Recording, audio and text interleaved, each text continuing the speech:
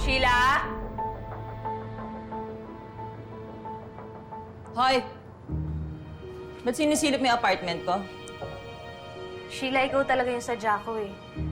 Gusto sana kitang kausapin. Baka naman pwede mo namang gawa ng paraan yung garapata ng mga aso mo. Napeperwisyo na kasi kami. Ang totoo niyan, galing pa nga kami sa ospital eh. Pinasukan na ng garapata sa tenga yung anak ko. Eh bakit sa akin may sisisi yan? Ako lang ba may aso sa lugar na to?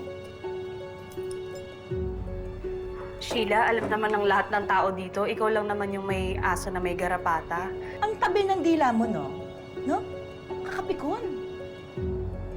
Alam mo, hindi ko naman kasi kasalanan yan kung pabaya kayong mga magulang eh. Kargo nyo kung bakit nangyari sa anak nyo yan. Kagagahan mo yan, nanay ka eh.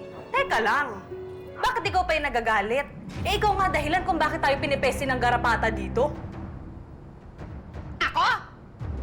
Ako talaga, ha? Ako? Ang yabang mo, ha? Bagong salta ka lang dito, napakayabang mo, baka hindi mo alam kung sino kinakalaban mo, ha? Kausap kita lang maayos, ha? Tapos ang yabang mo! Talagang mayabang ako dahil napakakapal ng mukha mo susugod Ano nangyayari dito? Hoy! Hoy, tama! Kausap kita lang maayos, ang yabang mo! Sa'yo! Hindi mo siya, tama na! Ha? Ikaw, itali mo yung asawa mo, baka mamaya mauna pa mga agat yan! Ipapabarangay kita! Go! Sige, pabarangay ka! Ano ka?